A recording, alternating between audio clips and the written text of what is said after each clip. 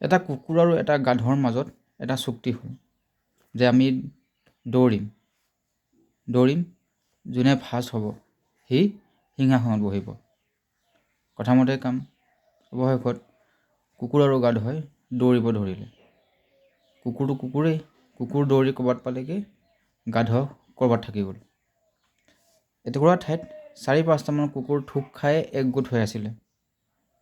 আৰু সেই ৪-৫টা কুকুৰে সিহঁতৰ এলেকাত এটা বেলেগ কুকুৰ দৌৰি থকা দেখিলে। এইটো আমাৰ এলেকাত, এইটো এটা অচিনাকি কুকুৰ ক'ৰ পৰা সোমাই আহিলে, ধৰ ইয়াক বুলি কৈ ৪-৫টা কুকুৰে সেই দৌৰ লগোৱা কুকুৰটোক বেৰি ধৰিলে। আৰু এই কুকুৰটো সেই ৪-৫টা কুকুৰৰ লগত তৰ্কত লিপ্ত হৈয়ে থাকি গ'ল। আৰু এইফালে গাধ দৌৰি ফাৰ্ষ্ট হৈ ওলাই গ'ল, তাৰমানে গাধ জিকিলে। ঠিক তেনেকুৱা ঘটনা আমাৰ মানুহৰ ক্ষেত্ৰতো হয়।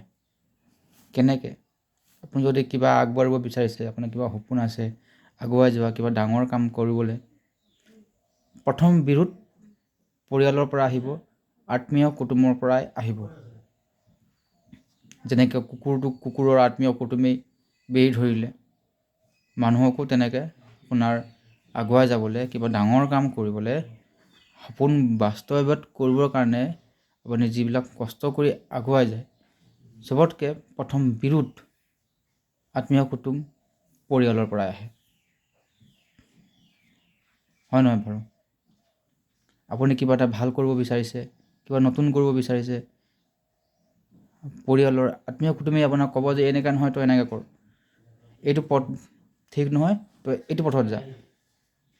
আপুনি আপোনাৰ পথত যাবলৈ আপোনাৰ বাধা আহি পৰে।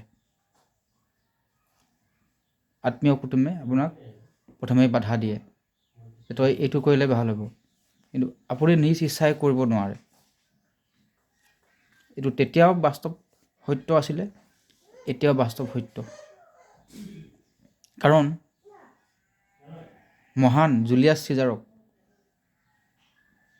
ষড়যন্ত্ৰ কৰি আত্মীয় কুটুমেই মাৰিলে।